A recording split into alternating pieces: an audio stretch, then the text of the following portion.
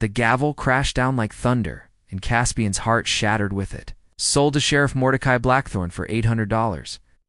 The auctioneer's voice boomed across the dusty courthouse steps, where desperate souls gathered like vultures around fresh carrion. Caspian watched helplessly as iron shackles clicked around Viridiana's wrists, the same delicate wrists he'd dreamed of kissing just moments before.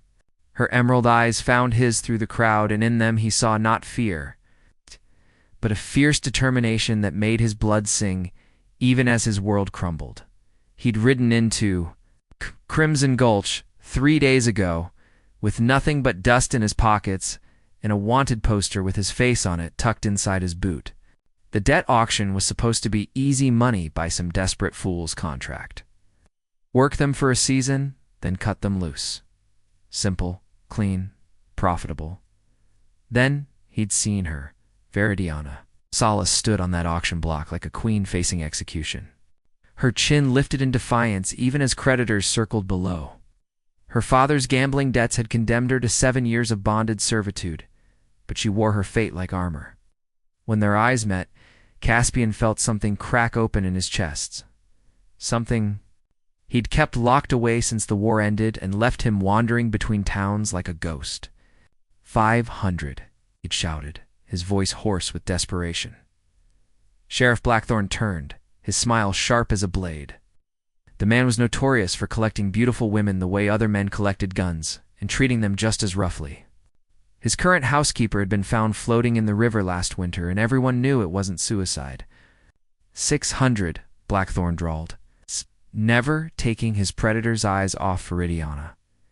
Caspian's hand moved to his saddlebags, where his life savings waited barely enough to buy his own freedom, let alone hers. 700. The crowd murmured. That was more money than most saw in 5 years. Blackthorne laughed, a sound like breaking glass. 800 cash. The words hit Caspian like bullets.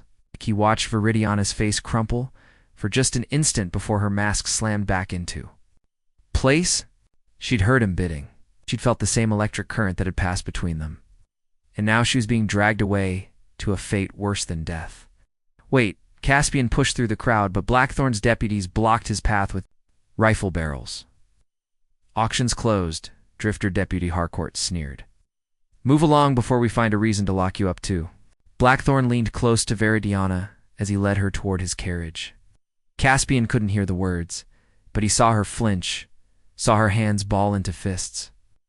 The sheriff's laughter echoed off the buildings as they disappeared around the corner. The crowd dispersed, muttering about the spectacle, but Caspian remained frozen on those courthouse steps. 3 days ago, he'd been nobody, just another broken soldier, drifting from town to town with ghosts on his heels. Now, watching Viridiana's auburn hair disappear into Blackthorne's carriage, he felt purpose slam into him like a physical blow. He'd been running from his past for 5 years. Time to stop running. That night, Caspian sat in the Rusty Spur saloon, nursing whiskey and plotting. The barkeep was chatty, mentioned how Blackthorne's ranch sat isolated in Devil's Canyon, how the sheriff kept his housekeepers locked up tight, how those who crossed him had a tendency to disappear. Perfect, Caspian knew something about disappearing.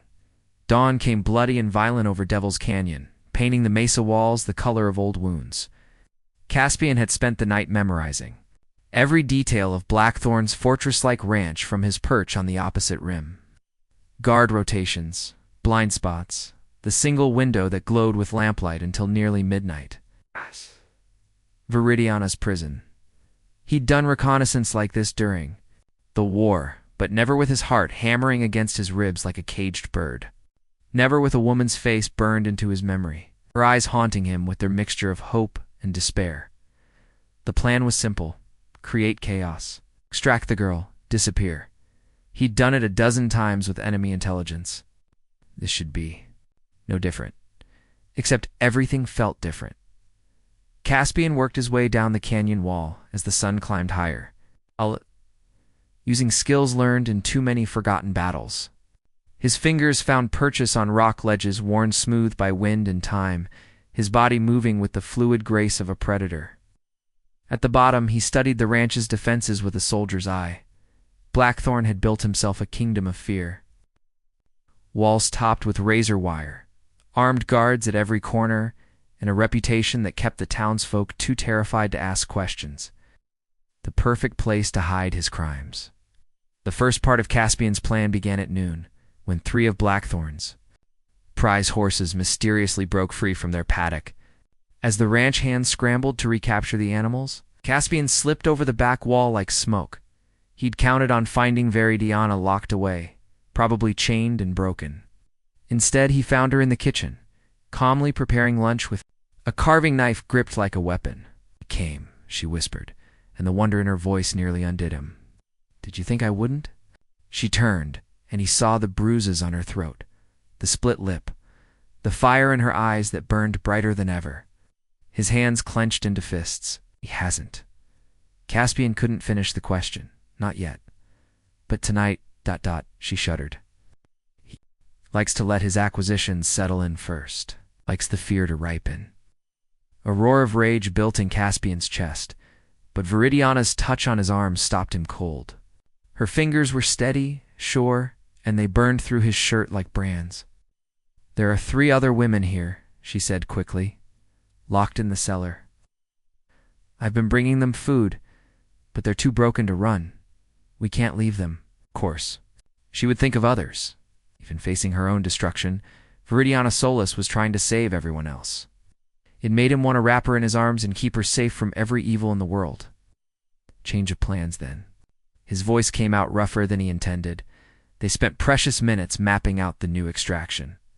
Viridiana knew the house layout, the guard's habits, where Blackthorn kept his keys. She'd been planning her own escape. She just needed someone fool enough to help her execute it. "Why are you doing this?" she asked as hoofbeats thundered outside. The horses were back. The question cut straight to his soul. Why risk everything for a woman he'd known for 3 days? Why throw away his carefully constructed anonymity for someone who might not even survive the next hour? Because when she'd looked at him from that auction block, he'd seen his future in her eyes. Because her courage made him want to be the man he used to be before the war carved the heart out of him. Because love real, desperate, world-ending, love didn't ask. For reasons. "Because you're mine," he said simply, "and I take care of what's mine." Her smile was worth every risk he was about to take. Hell broke loose at sunset. Caspian struck like a phantom, moving through Blackthorn's ranch with deadly precision. His first target was the guard tower, a quick blade between the ribs, and the sentry crumpled without a sound. The second guard never saw the wire that caught his throat. 20 years of warfare had made Caspian into something more dangerous than a mana, living weapon wrapped in flesh and fury. Tonight, with Viridiana's bruised face burned into his memory, he let that monster off its chain. The explosion came from the stables, where Caspian had strategically placed several sticks of dynamite he'd liberated from an abandoned mining claim. The blast lit up the canyon like hellfire, sending horses screaming into the night and drawing every guard away from the main house. In the chaos, Viridiana moved like quicksilver through the corridors she'd mapped in her mind. The cellar keys hung in Blackthorn's office, and she'd watched him hide the spare in his desk drawer. Her hands shook as she unlocked the heavy door, revealing 3 women huddled in the darkness like broken dolls. "I'm getting you out," she whispered to Lirelei, a merchant's daughter who'd been missing for 2 years. The girl's eyes were vacant, her spirit crushed by months of Blackthorn's tender mercies. "Can't run," sobbed Thessaly, barely 16 and heavy with child. "He'll find us. He always finds us. Not this time." Viridiana's voice carried steel that surprised even her. "Hey, this time we have help." The third woman, Octaviana, had been a schoolteacher before her husband's debts sold her to the sheriff. She looked up with something like hope flickering in her haunted eyes. "The drifter, the one who bid on you. His name is Caspian," Viridiana said, and speaking his name aloud felt like a prayer. "And he's come to take us home." Outside, gunfire erupted as Blackthorn's remaining men tried to restore order. Caspian had anticipated this, planting small charges throughout the compound to create maximum confusion. Each explosion sent the guards running in different directions, their training forgotten in the face of coordinated chaos. But Blackthorn himself was nowhere to be found. Viridiana led the women through the kitchen toward the back door, but Thessaly collapsed before they'd gone 10 steps. The girl was too weak from pregnancy and abuse to run. Lirelei clung to the walls like a frightened mouse, and Octavian, though determined, moved with the careful gait of someone whose ribs had been recently broken. They'd never make it to the canyon wall at this pace. That's when Sheriff Mordecai Blackthorne stepped out of the shadows with his gun drawn. "Well, well," he drawled, his voice silk over steel. "My little dove has found herself some friends." He looked exactly like what he was, a predator in human. Skin, tall, lean, with the kind of cold handsomeness that drew women before they learned what lurked beneath. His badge gleamed on his chest like a mockery of justice. "Did you really think you could steal from me, Veridiana, in my own house?" His smile was all teeth. "I'm going to enjoy teaching you about consequences, all of you." Veridiana stepped in front of the other women, the carving knife hidden behind her back. "Let them go." "Your quarrel is with me," Blackthorne laughed. "Oh, my dear girl, my quarrel is with anyone who dares to defy me. But don't worry, I'll make sure your drifter friend has a front row seat when I break you." The words hit like physical blows, but Veridiana held her ground. In the distance, she could hear Caspian fighting his way through the compound. He was coming for her. She just had to survive until he arrived. "You're not as brave as you pretend," Blackthorne continued, circling them like a wolf. "I can smell your fear, sweet as honey." That's when the kitchen window exploded inward, and Caspian came through it like an avenging angel wreathed in smoke and fury. Caspian landed in a crouch, glass raining around him like deadly snow. His eyes found Veridiana first live, defiant, magnificent even in terror, then locked onto Blackthorne with the cold calculation of a born killer. Let her go. His voice carried the quiet authority of a man accustomed to being obeyed. Blackthorne's gun swung toward him. But Caspian was already moving. 20 years of combat had taught him that hesitation was death. He'd never hesitated when it came to protecting what mattered. His knife flew with lethal precision, catching the sheriff's wrist and sending his weapon spinning across the floor. Blood sprayed across the kitchen walls as Blackthorne screamed, clutching his ruined hand. But the man was tougher than he looked. He rolled behind the heavy oak table and came up with a backup pistol hidden in his boot. "You stupid bastard," Blackthorne snarled, his handsome face twisted with rage and pain. "Do you know what I am? What I represent?" "A dead man," Caspian replied. Advancing with the fluid grace of a predator, the sheriff's laugh was bitter as old coffee. "I'm the law in this county. Kill me, and you'll have every bounty hunter from here to San Francisco on your trail. Never stop running." "I've been running for 5 years." Caspian's smile was sharp as winter. "I'm tired of it." What happened next unfolded in heartbeats that stretched like hours. Blackthorne's gun came up, aimed not at Caspian, but at Veridiana, because, even dying, the bastard wanted to inflict maximum pain. Caspian threw himself sideways, his body a shield between the bullet and the woman he loved. The shot thundered through the kitchen. Caspian felt fire tear through his shoulder, spinning him around, but his momentum carried him forward. His hands closed around Blackthorne's throat, even as his own blood painted the floor crimson. "This is for every woman you've broken," he growled, lifting the sheriff off his feet. But Veridiana's voice stopped him cold. "Caspian, don't." Confused, blood loss making the world swim around him. She stood there with tears streaming down her face. The 3 rescued women clustered behind her like lost sheep. "Don't become him," she whispered. "Please. I won't let him turn you into a monster." The words hit harder than bullets. Caspian looked down at Blackthorne's purpling face, at his own hands tied around the man's throat, and saw what he was becoming. The same darkness that had consumed him during the war, the same savage hunger that had sent him running from town to town like a ghost. With tremendous effort, he loosened his grip. Blackthorne collapsed, gasping and broken but alive. "You're right," Caspian said, his voice thick with pain and something deeper. "He's not worth damning myself." That's when Deputy Harcourt burst through the door with 3 armed men behind him. They took in the scene, the blood, the cowering sheriff. The escaped prisoners and their guns came up like iron flowers blooming toward death.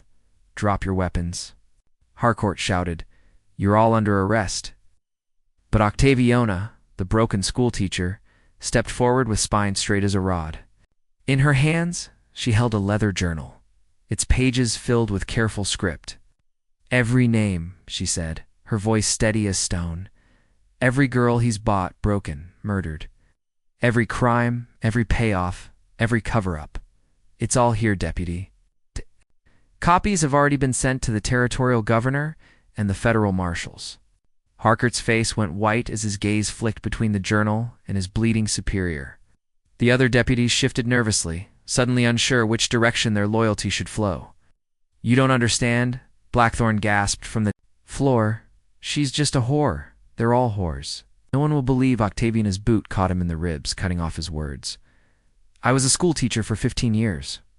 I know how to document evidence. I know how to tell a story that people will believe." The sound of approaching hoofbeats saved them all from having to choose sides. Federal marshals thundered into the compound, led by a steel-haired woman whose badge gleamed like justice in the lamplight. "Marshal Cordelia Ravencrest," she announced. "We received some very interesting correspondence about activities in this jurisdiction." 3 weeks later, Caspian sat on the porch of Viridiana's father's house in Willow Creek, watching her tend the garden that had grown wild during the family's troubles. His shoulder still ached where Blackthorne's bullet had torn through muscle and sinew. But Marshal Ravencrest's field surgeon had done good work, and the arm was healing clean. Blackthorne was dead shot while trying to escape federal custody. Though everyone knew Deputy Harcourt had settled old scores when he put that bullet in his former boss's back, some men accumulated too much evil to be allowed to live. And frontier justice had a way of balancing those scales. The other women were healing too in their own ways. Lyra Leigh had been reunited with her family and was slowly learning to speak. Again, Thessaly had delivered a healthy daughter and named her Hope, a gift Viridiana had suggested.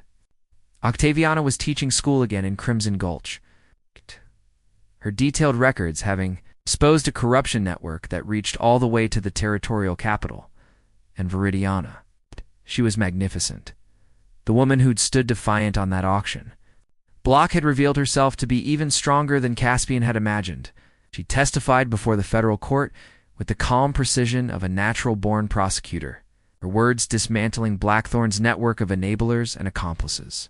She'd comforted the broken women they'd rescued, organized their care and rehabilitation, and somehow found time to nurse Caspian back to health with hands that trembled only when she thought he wasn't looking. "You're staring," she said without turning around, amusement coloring her voice like honey in sunlight. "Can't help it."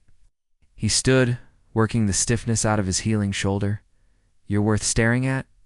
She turned then, dirt on her hands and flowers in her hair, and he fell. In love with her all over again? It happened like that dozens of times a day, little moments of recognition where his heart remembered that this impossible woman had chosen him. "Are you going to keep running?" she asked quietly. The question hung between them like a bridge, waiting to be crossed. Caspian had been asking himself the same thing for weeks. The wanted posters with his face were still out there. Rewards for crimes he'd committed during darker days when survival mattered more than honor. He could disappear again, fade into the endless territories where federal authority was just a rumor, and a man could reinvent himself as often as he changed his name, or he could stay. Face his past, accept the consequences, and build something real with the woman who'd taught him to hope again. "Depends," he said, stepping closer until he could smell the lavender she'd woven through her hair. "I don't know whether I have a reason to stay." Viridiana's smile was radiant as dawn breaking over mountains. "That's what I was hoping you'd say." She reached into her apron and pulled out a letter bearing the territorial governor's seal. Caspian's blood went cold until he saw her expression, not fear, but triumph. "Marshal Ravencrest made some inquiries about your past," Viridiana explained. "Turns out the army has been looking for you too, not for the reasons you think." With shaking hands, Caspian broke the seal and read, "Presidential pardon. It's full amnesty for all wartime actions. An offer to serve as a territorial marshal, bringing law to the wild places where civilized authority feared to tread."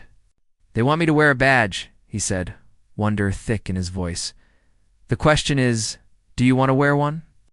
He looked at her, this woman who'd seen him at his darkest, and chosen to believe in the man he could become. In her eyes he saw not the broken soldier he'd been, but the protector he was meant to be. With you beside me, I'd wear anything. The wedding took place in the Willow Creek Church on a crisp autumn morning when the leaves burned gold and crimson against an azure sky. Half the territory had come to see the drifter marry the girl who'd tamed his wild heart, and the other half came to watch Marshal Caspian Thornfield pin on his badge for the first time. Veridiana walked down the aisle in her grandmother's wedding dress, white satin that caught the light like captured starlight. She'd refused her father's offer to give her away, declaring she belonged to no man until she chose to belong.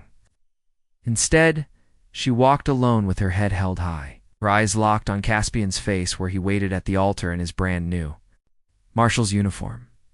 He'd never looked more handsome or more terrified. "Dearly beloved," began Preacher Matthias, but his words were lost in the thunder of Caspian's heartbeat. All he could see was Veridiana, radiant and determined, walking toward the future they would build together. The vows they spoke were simple, but weighted with everything they'd survived. When Caspian slipped the plain gold band onto her finger, his hand shook with the magnitude of the promise he was making. When Veridiana kissed him at the altar, the congregation erupted in cheers that could be heard 3 counties over. But the real ceremony happened later, in the private moment when Marshal Cordelia Ravencrest pinned the silver star to Caspian's chest. The badge felt heavier than lead and lighter than air, a tangible symbol of second chances and redemption earned through blood and sacrifice. "You'll do right by this," Ravencrest said, her steely eyes soft with something that might have been pride. "The territory needs men who understand the cost of justice. I won't let you down, Marshal. See that you don't." Thornfield. She leaned closer, her voice dropping to a whisper. "Take care of that wife of yours. Women like her are rarer than honest politicians." Their first assignment came the next morning: reports of cattle rustling and claim jumping in the Sangre de Cristo Mountains. It was dangerous work that would take them far from civilization, but Veridiana had insisted on coming along. She'd proven herself capable of surviving far worse than bandits in rough country, and Caspian had learned not to argue with her when that particular fire lit in her eyes. They rode out of Willow Creek as the sun painted the mountains in gold, their saddlebags packed with supplies, and their future stretching ahead like an untamed river. Caspian wore his badge with growing pride, and Veridiana carried a new Colt revolver that she'd learned to use with deadly accuracy during the weeks of preparation. "Any regrets?" she asked as their horses picked their way up the mountain trail. Caspian considered the question seriously. He'd given up his anonymity, his freedom to disappear when trouble found him, his carefully cultivated reputation as a man too dangerous to cross. In return, he'd gained a wife who challenged him, a job that mattered, and a chance to be the hero instead of the ghost. "Only one," he said finally. Her eyebrows rose in question. "I regret not finding you sooner." Her laughter rang off the canyon walls like silver bells, and Caspian knew he'd found his home at last.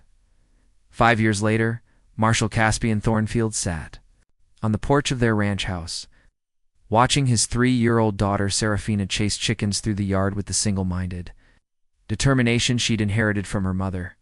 The badge on his chest had been polished smooth by use and weather, and the scars from old battles had faded to silver lines that told stories of survival and redemption. Veridiana emerged from the house carrying their newborn son, little Orion, who'd arrived 3 weeks ago with his father's dark eyes and his mother's stubborn chin.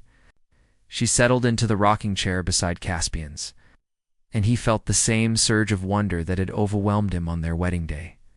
"The letter came from Marshal Ravencrest," she said, shifting the baby to her shoulder. "She's offering you the position of Chief Marshal for the entire territory. The promotion would mean prestige, better pay, and a desk job in the territorial capital. It would also mean leaving the wild country they'd come to love, the freedom to chase justice wherever it led them. The partnership they'd built, tracking down outlaws and bringing law to lawless places. What do you think?" Veridiana smiled, the same radiant expression that had stopped his heart on that courthouse auction block 6 years ago. "I think we belong out here. Territory needs marshals who understand that justice isn't just about badges and courtrooms. It's about protecting people who can't protect themselves, even if it means danger, even if it means raising our children on the frontier, especially then. She reached for his hand, her fingers intertwining with his like they were meant to, fit together. Our children will grow up knowing the difference between law and justice, between power and righteousness. They'll understand that real strength comes from standing up for those who can't stand up for themselves. As if summoned by her words, Serafina came running up the porch steps with dirt on her dress and triumph in her eyes. "Papa, I caught the mean rooster, the one that was picking on the little chickens."